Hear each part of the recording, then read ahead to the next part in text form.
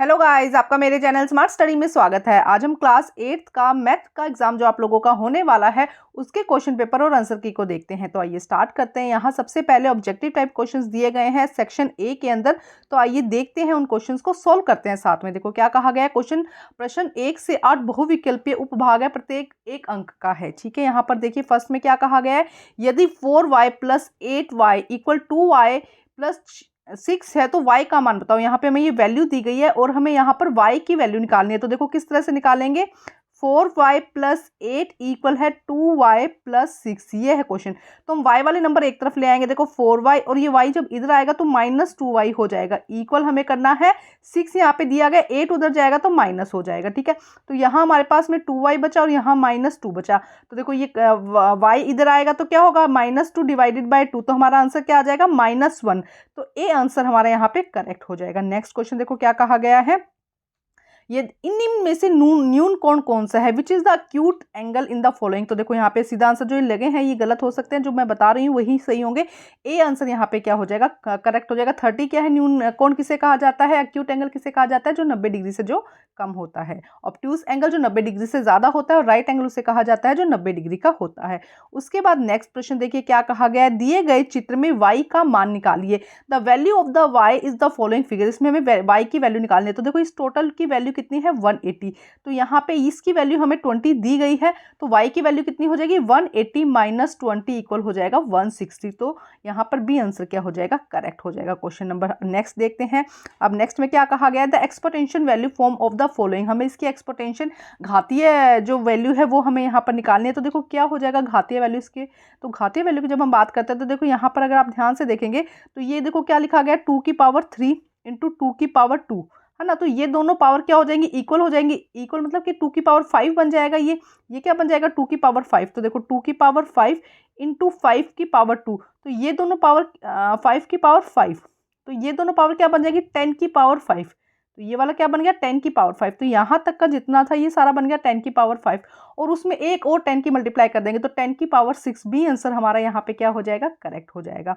उसके बाद नेक्स्ट प्रश्न देखते हैं। इसके अथवा में एक प्रश्न दिया गया है। 3 अंकों की सबसे छोटी पूर्ण संख्या बताइए। The smallest 3 digit perfect square number. तो हमें क्या निकालना है, परफेक्ट स्क्वायर नंबर 3 डिजिट की सबसे छोटी। तो क्या हो जाएगा, 100 इसका सही आंसर आ जाएगा। नेक्स्ट क्वेश्चन देखते हैं। -1 की पावर है 5 का मान बताइए। द वैल्यू ऑफ द -1 5 इसकी पावर है। तो देखो क्या हो जाता है, जब आप लोगों को पता होना चाहिए अगर कोई -1 की पावर सम में दी जाती है तो वो उसका आंसर कैसा हो जाता है, सम में हो जाता है। अगर -1 की पावर ओड नंबर में दी गई है, जैसे कि 3 में दी जाए या 5 में दी जाए, तो उसका आंसर हमेशा माइनस में ही रहता है। तो आंसर क्या आ जाएगा, -1 ही इसकी वैल्यू का आंसर हो जाएगा। नेक्स्ट हम देखते हैं। नेक्स्ट यहाँ पे देखो क्या कहा गया है। नेक्स्ट क्वेश्चन देखो क्या कहा गया है। 2⁵3 थोड़ा सा क्लियर नहीं है। 2⁵3 / 5⁵3 को सॉल्व करके दिखाना है। तो ज़्यादा सॉल्यूशन नहीं कहा इसने, कहा हम सीधा इस तरह से लिख देंगे 2⁵3 ये पावर क्या आ जाएगी, इकट्ठी लिख देंगे और यहाँ पे क्या आ जाएगा, बी आंसर हमारा करेक्ट हो जाएगा। नेक्स्ट क्वेश्चन 6 देखिए क्या कहा गया है।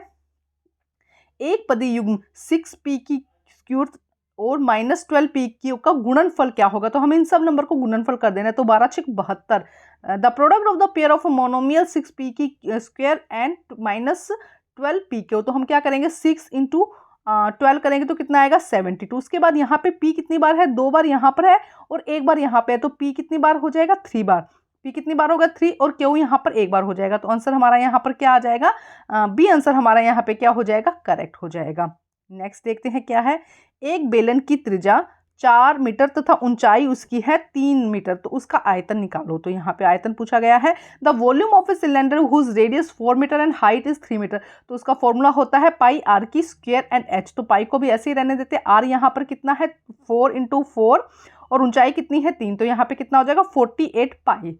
क्योंकि देखो पाई की सोल्व करके उसने नहीं कहा है, उसने सीधा ही कहा। तो 48 यहाँ पर हम 48 पाई हमारा यहाँ पर आंसर हो जाएगा। नेक्स्ट क्वेश्चन में क्या कहा गया है। 3000 सेंटीमीटर में कितने लीटर होते हैं। तो 3000 सेंटीमीटर में कितने लीटर, 3000 सेंटीमीटर स्क्वायर में कितने लीटर होते हैं। तो 3 आंसर यहाँ पे क्या हो जाएगा, करेक्ट हो जाएगा। नेक्स्ट देखो प्रश्न में क्या कहा गया है। 8x² y एवं 40y में सार्वगुणनखंड है। The common factor of the 8xy and 4y। तो कॉमन फैक्टर में देखो सबसे पहले 8 और 40 किसके टेबल में आता है, देखो 8 5 जा 40, तो 8 यहाँ पे कॉमन हो जाएगा। अब नेक्स्ट यहाँ पे क्या है, एक्स की स्क्वायर वाई, और यहाँ पे क्या, तो y यहाँ पर दोनों में आ रहा है, तो 8y यहाँ पे आंसर हो जाएगा, ए आंसर यहाँ पे क्या हो जाएगा, करेक्ट हो जाएगा। अब सेकंड क्वेश्चन क्या है, यहाँ पर एक केस स्टडी है, उसे पढ़ते हैं और उसके बाद उसके क्वेश्चन को सोल्व करते हैं। 3 दोस्त राजू बाजार गए। राम ने 6 केजी 600 ग्राम सेब खरीदे, श्याम ने 3 केजी 400 ग्राम केले खरीदे और राजू ने 5 केजी संतरे खरीदे। देखो 3 friends Ram Shyam Raju went to the market. Ram purchase 6 kg apple, Shyam purchase 3 kg 400 apple and bananas and, और राजू परचेज 5 केजी। यहाँ पे हमें बता दिया कि इतना इतना सामान उन्होंने खरीदा है। अब उसी से रिलेटेड क्वेश्चन है, तो देखो क्या कहा गया क्वेश्चन में, फर्स्ट में तीनों दोस्तों ने कुल कितने फल खरीदे, how many fruits are purchase by the all these friend. तो तीनों को जब टोटल सम करेंगे तो 15 केजी हमारा यहाँ पर आंसर आ जाएगा। नेक्स्ट देखिए क्या कहा गया है, राम ने श्याम से कितने फल अधिक खरीदे। तो देखो राम ने खरीदे थे यहाँ पर, ये देखो यहाँ पे आंसर्स देख लेते हैं हम। यहाँ पर राम ने यहाँ पर खरीदे थे 6 केजी, है ना, ये देखो लिखा गया है यहाँ पे। राम ने कितने कीजिए 600 ग्राम, और श्याम ने कितने कीजिए 400 ग्राम। तो कितना हो जाएगा यहाँ पे आंसर, 3 200 हमारा यहाँ पर आंसर आ जाएगा। 3 केजी 200 ग्राम हमारा यहाँ पर आंसर हो जाएगा। नेक्स्ट देखिए, राम द्वारा खरीदे गए फलों की कुल मात्रा, तो उसने कितने खरीदे थे, यहाँ पे इस तरह से लिखा गया था 6 केजी और 600 ग्राम, तो हम लिखेंगे 6.6 केजी हमारा आंसर हो जाएगा।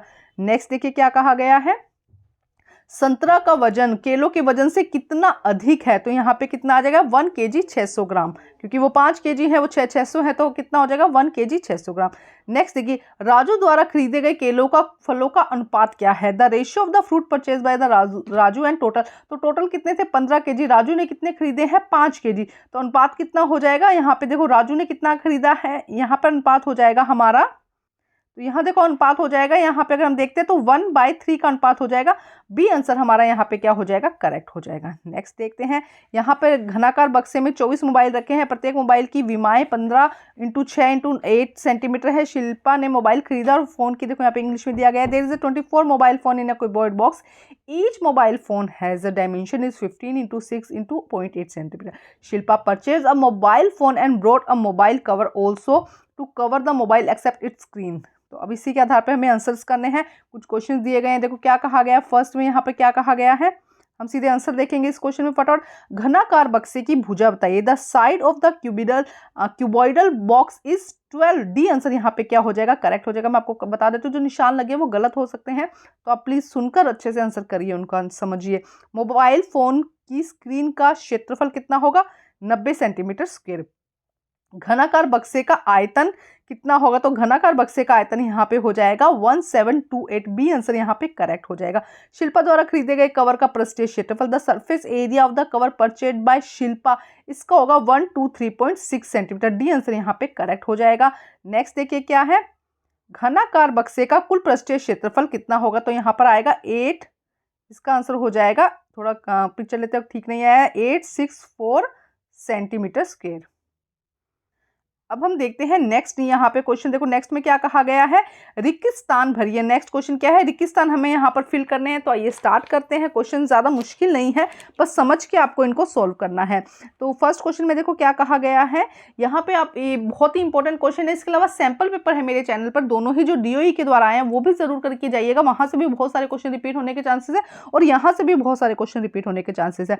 फिलिंग द ब्लैंक्स, वो क्या कह रहा है कि x की माइनस पावर यहाँ +6, तो यहाँ पे अगर कहा है कि x इक्वल किसके है 4 के, x इक्वल किसके है 4 के इक्वल है, तो हमें वैल्यू निकालनी है। तो देखो पहले हम सोल्व करते क्या होगा, x की स्क्वायर है ना, x इसको मल्टीप्लाई करना है, फिर इसको मल्टीप्लाई करना है, तो इसको मल्टीप्लाई करेंगे, उसके बाद में यहाँ पे क्या आ जाएगा, x - 4x आ जाएगा, प्लस यहाँ पे क्या आ जाएगा 6 आ जाएगा।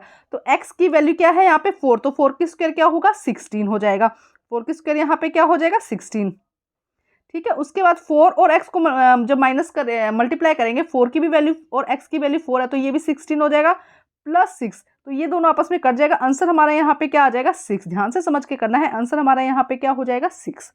नेक्स्ट देखो क्या है, यदि व्यंजक 6ab एवं 7b का गुणनफल डैश होगा, the product of the expression 6ab and 4 and 7b is, देखो क्या हो जाएगा, इन दोनों को मल्टीप्लाई करेंगे, 4 7 जा 42 और a बी की स्क्वायर, क्या करना है हमको, गुणनफल करना है, प्रोडक्ट करना है, तो दोनों नंबर को मल्टीप्लाई कर देंगे तो इजी है, कितना हो जाएगा 42ab की स्क्वायर। नेक्स्ट देखो क्या कहा गया, क्वेश्चन नंबर 3, एक वर्ग एक आयत होता है जिसकी चारों भुजाएं बराबर होती है, क्या लिखोगे आप, बराबर या इक्वल होती है, ठीक है, या आप लिख दोगे इक्वल होती है, ठीक है। नेक्स्ट देखो क्या कहा गया है, आयत में प्रत्येक कोण 90 डिग्री का होता है, the each angle is rectangle is 90 degree angle. Next question में देखो क्या कहा गया है, व्यंजक 3a माइनस 5b एवं 2a का मान ज्ञात करना है। हमें क्या करना है, 3a plus 5b plus 2a, इसका हमें क्या करना है, योगफल करना है। तो देखो ये भी a है और ये नंबर भी a है, देखो तो ये कितना हो जाएगा, 5a प्लस 5b हमारा यहाँ पे क्या हो जाएगा, आंसर हो जाएगा। अब क्वेश्चन नंबर 5 दिया गया जिसमें मैचिंग करनी है। क्वेश्चन नंबर 5 में देखो क्या कहा गया है, फर्स्ट में 343 किसकी क्यूब है, तो 343 7 की क्यूब है, तो ये हो जाएगा फर्स्ट का आंसर। सेकंड देखो क्या कहा गया, 8 की क्यूब कितनी होती है, 512, तो ये हो जाएगा सेकंड का आंसर, ठीक है। इसके बाद 729 किसकी क्यूब होती है, 9 की क्यूब। आप कम से कम 10 तक ये क्यूब आप याद कर लीजिए जिससे कि सॉल्व करना आसान हो जाए, और 10 की क्यूब क्या होती है, 1000, तो ये हो जाएगा 4 का आंसर। अब नेक्स्ट क्वेश्चन देखते हैं, क्वेश्चन नंबर 6 देखिए क्या कहा गया। क्वेश्चन नंबर 6 में दी गई आकृति में एक आयत के विकर्ण दर्शाए गए हैं, x का मान ज्ञात कीजिए। The diagonal of a rectangle are shown in the following figure, find x की वैल्यू निकालनी है। तो देखो हमें पता है कि डायगोनल जो आयत दिया जाता है या रेक्टेंगल के अंदर डायगोनल क्या होते हैं, इक्वल होते हैं। तो हम यहाँ पे देखो 2x माइनस 1 इक्वल हो जाएगा x प्लस 6 के। ये इन्होंने दिया, हमें पता होता है कि जो आयत है या जो यहाँ पे हम कहीं रेक्टेंगल है उनके जो डायगोनल है या उनके जो विकर्ण है वो बराबर होते हैं। अब हम x को एक तरफ ले आएंगे, हम क्या करेंगे, हम इधर लिखेंगे 2x और ये इधर एक x क्या हो जाएगा, माइनस हो जाएगा, यहाँ पे 6 और ये क्या हो जाएगा +1। तो यहाँ पे 2x में से x गया तो x बच जाएगा और यहाँ पे 7, तो x की वैल्यू यहाँ पे क्या आ जाएगी, 7 हमारा आंसर हो जाएगा। नेक्स्ट देखो क्वेश्चन नंबर 7, 45 का वर्ग क्या होगा। तो 45 को जब 45 से गुना करेंगे, 45 का वर्ग इसी तरह से निकाला जाता है, तो हमारा आंसर हो जाएगा 2025। ये इसको गुना करके आपको सोल्व करके दिखाना था, ठीक है, इसको अच्छे से इसी तरह दिखाना होगा। नेक्स्ट करते हैं क्वेश्चन नंबर 14, अथवा में दिया गया है इसका 14 और 15 के वर्ग के बीच में कितनी संख्याएं हैं, how many number are there between the square of 14 and 15। तो देखो इसको किस तरह से करते हैं, पहले 14 की स्क्वायर लिखेंगे, 14 की स्क्वायर होता है 196। अब 15 की स्क्वायर लिखेंगे तो 15 की स्क्वायर होता है 225, ठीक है।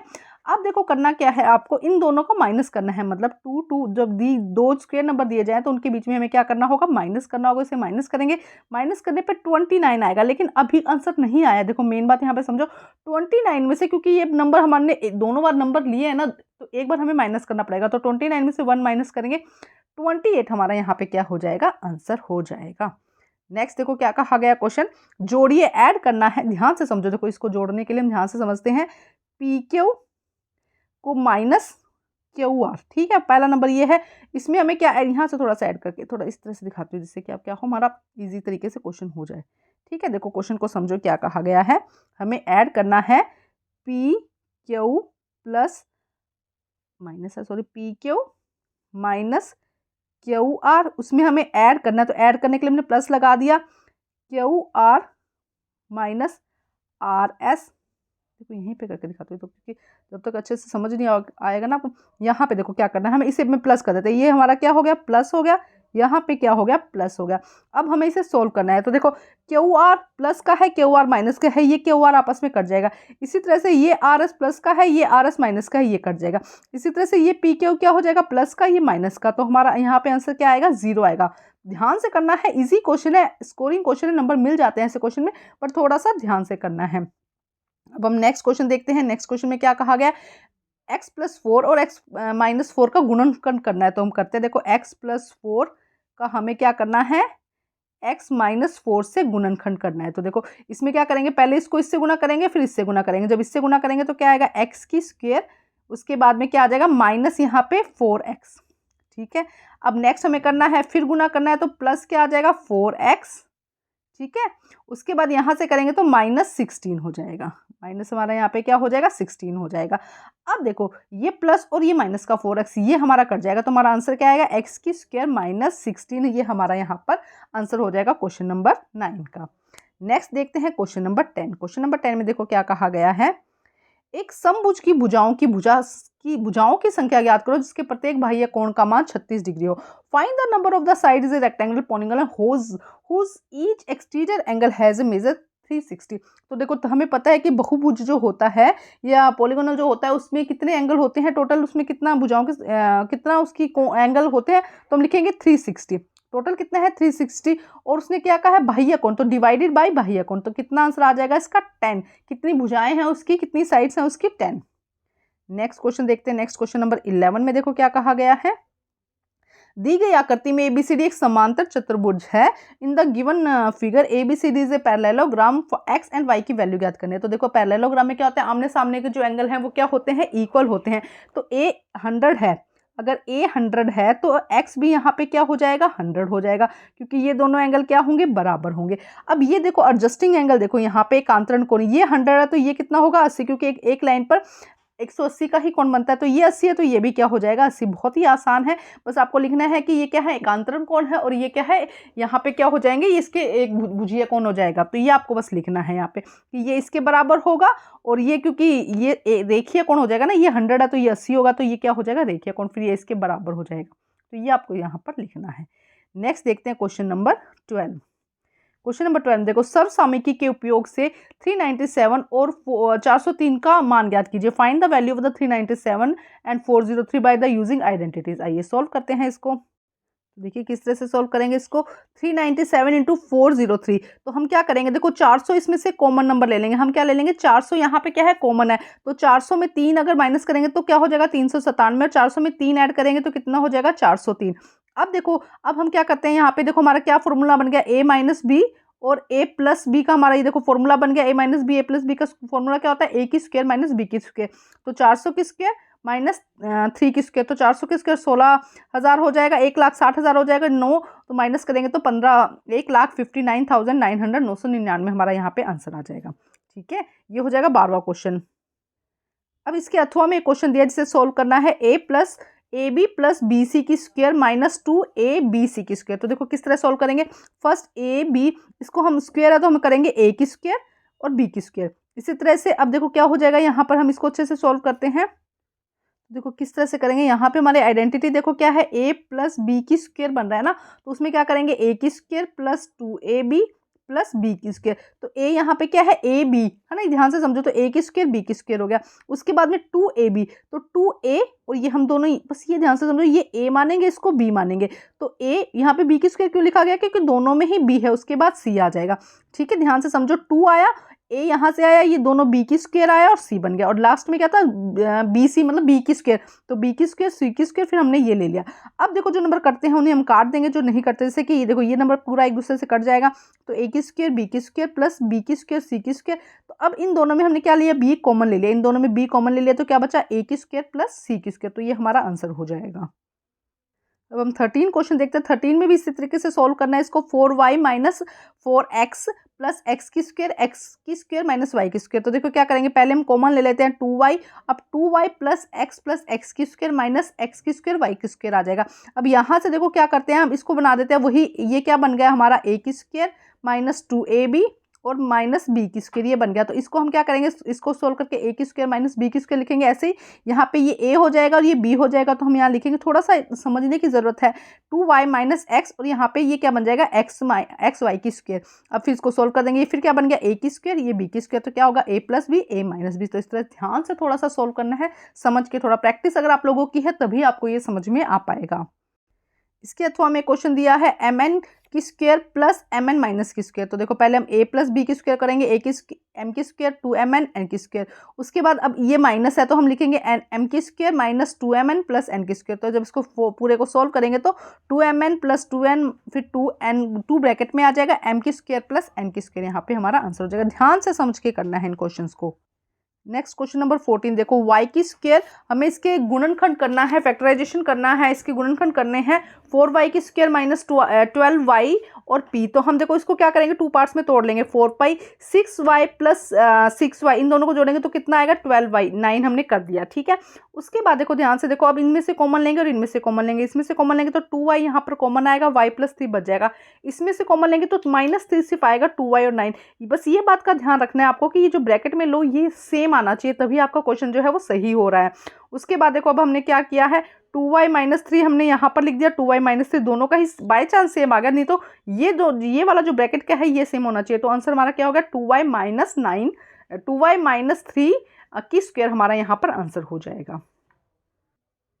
क्वेश्चन नंबर 15 देखते हैं। वह छोटी से छोटी संख्या ज्ञात करो जिससे 90 को गुणा करने पर वह पूर्ण संख्या बन जाए और नई संख्या का वर्गमूल भी ज्ञात कीजिए। Find the smallest number which when multiply 90 makes it perfect square and also find the square root of the new number। भाग विधि से 12.96 का वर्गमूल ज्ञात कीजिए। Find the square root in the 1296 by division method. तो डिवीजन मेथड वाला question आप खुद करने की कोशिश कीजिएगा। हम 15 का आंसर देखते हैं। देखो क्या हो जाएगा, प्राइम फैक्टराइजेशन यहाँ पे 90 का है ना उन्होंने, तो 90 को हम क्या करेंगे, इसके फैक्टराइजेशन करेंगे, 2 3 3 5 बन जाएगा। अब यहाँ पर हमें देखना है कि कौन सा नंबर क्या है मल्टीप्लिकेशन में नहीं आया। 3 का तो देखो पेयर बन रहा है, लेकिन 2 और 5 का कोई पेयर नहीं बन रहा। तो 2 5 कितना है, 10, मतलब कि अगर 90 को हम 10 से मल्टीप्लाई कर दें तो वो एक परफेक्ट स्क्वायर बन जाएगा। ठीक है, अब उसने क्या कहा है कि हमें क्या इसके परफेक्ट स्क्वायर भी निकालनी है। तो परफेक्ट स्क्वायर निकालेंगे तो कितना हो जाएगा, 30। क्वेश्चन को समझना है, ऐसे क्वेश्चन आएंगे, बार बार मैं कह रही हूँ, पेपर इजी नहीं आने वाला है, आपको अच्छे से तैयारी करनी है। नेक्स्ट का आंसर देखो, सिर्फ सोल्व करके दिखा देती हूँ। इसका आंसर हो जाएगा 3.6। भाग विधि से आपको इसको सोल्व करना है, डिवीजन मेथड से 3.6 यहाँ पे इसका आंसर हो जाएगा। क्वेश्चन नंबर 16 देखिए, मैं बार बार कह रही हूँ कि बहुत ही इंपॉर्टेंट क्वेश्चन है, आप अच्छे से तैयारी करके जाइएगा। सैंपल पेपर जरूर करके जाइएगा, क्योंकि सैंपल पेपर में से बहुत सारे क्वेश्चन रिपीट हो रहे हैं, हमने यही देखे, आप अच्छे से तैयारी करके जाइएगा। तो देखो क्या कहा गया, चतुर्भुज ABCD की रचना करनी है, कंस्ट्रक्ट ए क्वाड्रिलेटरल ABCD। तो देखो कुछ नहीं करना, पहले CD ले लेंगे, यहाँ पे CD कितना हो जाएगा, 6.5। उसके बाद आपको क्या करना है, B पर 105 डिग्री का एंगल बनाना है और C पर 80 डिग्री का। तो इस तरह से बनेगा, और जहाँ पे अब ये बनेगा यहाँ पे हम कट लगा देंगे 4, ये 4 का हो जाएगा, और यहाँ पे 5 का ये कट लगा के इस तरह से आपको एंगल बनाना है। तो ज़्यादा मुश्किल नहीं, इजीली हो जाएगा। उसके बाद क्वेश्चन नंबर 17 में देखो क्या कहा गया, factorisation and expression the division age direct. इनको क्या करना है, सोल्व करना है। थोड़ा सा टफ क्वेश्चन है, 5 मार्क्स का क्वेश्चन है, इसको समझ के करना है। क्या कहा गया है कि आपको इसका फैक्टराइजेशन करना है और इसको सोल्व करना है। नेक्स्ट क्वेश्चन देख लेते हैं, पहले 18 क्वेश्चन देख लेते हैं। उसमें क्या कहा गया है, चतुर्भुज प्लान की PLNA की रचना करनी है। आपको एक चतुर्भुज की रचना करनी है, कंस्ट्रक्ट करना है। इसी तरह एक काइट की रचना करनी है जिसमें KI 5। तो काइट में क्या होता है, सारी साइड्स इक्वल होती है, तो इस तरह से काइट की रचना हो जाएगी। नेक्स्ट उससे पहले देखो क्वाड्रिलेटर में क्या है, उसने क्या कहा गया कि उसने 3 एंगल दिए हैं। एक साइड दिए, ये एक 6.4 ले लेना, एक पे 90 डिग्री का एंगल बना लेना, एक पर आपको क्या करना है 1, यहाँ पे इसका एंगल बनाओगे तो दूसरा अपने आप बन जाएगा। तो ये कंस्ट्रक्शन भी अच्छे मार्क्स की आते हैं, 5 मार्क्स पूरे मिल जाते हैं। पहले एक रफ डायग्राम बनाना, उसके बाद एक फेयर डायग्राम बनाना। तो हम 17 क्वेश्चन देखते हैं। तो ये रहा 17 क्वेश्चन, बहुत ही इंपॉर्टेंट क्वेश्चन है, लेकिन टफ क्वेश्चन कहूंगी इसको मैं। तो आप लोगों का एग्जैक्ट ऐसा पेपर नहीं आने वाला, हाँ इससे सिमिलर इसी तरीके का आपका पेपर आने वाला है। प्रैक्टिस करोगे तो लगभग क्वेश्चन रिपीट हो रहे हैं, इसी तरह से देखा गया, तो आप अच्छे से तैयारी करके जाना। देखो क्या होगा, 70p फिर 6p 8p को हमने क्या करना है, 70 को देखो फैक्टराइजेशन कर लिया, 2 7 5, और ये हमने फैक्टराइजेशन कर लिया। ठीक है, उसके बाद देखो इनमें से हमें क्या कॉमन नजर आ रहा है, P2 कॉमन नजर आ रहा है जो सभी में है, तो हमने P2 को भी बाहर ले लिया। अब क्या बचा हमारे पास में, P2 6p और 8। ठीक है, इसी तरह 43 के हमने क्या कर लिया, फैक्टराइजेशन कर लिया, और अब यहाँ पे देखो p की स्क्वायर, और ये भी क्या कर दिया, 4 की स्क्वायर हमने कर दिया। ठीक है, अब इसे सोल्व करना है। देखो क्या करेंगे हम, यहाँ पर ये देखो 2 और 7 हमने यहाँ पे कट कर दिया, कितना बचा, 5 बचा हमारा। ठीक है, यहाँ पर 5 बचा, 5p की स्क्वायर हमने लिख दिया। अब ये देखो क्या बन रहा है, इसके फैक्टराइजेशन करेंगे तो p की स्क्वायर प्लस 2 p की स्क्वायर प्लस 4 हमारा इसका फैक्टराइजेशन करने के बाद सॉल्यूशन, जो भी हमने फैक्टराइजेशन वाला क्वेश्चन किया था वैसे ही। उसके बाद ये क्या बना, a की स्क्वायर माइनस b की स्क्वायर, तो हमने क्या लिखा, a की स्क्वायर माइनस b की स्क्वायर, यहाँ पे लिखा इसको a माना इसको b माना, तो a की स्क्वायर माइनस b की स्क्वायर, फिर इसको वापस से हमने खोल दिया, p की स्क्वायर प्लस 2 p की स्क्वायर माइनस 2। जब अब खोलेंगे तो देखो अब क्या हुआ, यहाँ पे देखो ध्यान से समझो, ये इससे कट गया, ये इससे कट गया, क्या बचा हमारा 5p की स्क्वायर 3p माइनस स्क्वायर। तो ये थोड़ा सा ध्यान से करना, मैं बार बार मैं आपको समझा देती हूँ कि एग्जैक्ट ऐसा पेपर नहीं आने वाला, हाँ इससे रिलेटेड पेपर आएगा, इसी की तरीके का पैटर्न लगभग पैटर्न तो 100% यही होने वाला है। और सैंपल पेपर की जरूर बहुत अच्छे से तैयारी करके जाएगा। तो ये हमारा पूरा क्वेश्चन पेपर है, आप अच्छे से इसकी तैयारी कर लीजिएगा। Thank you guys.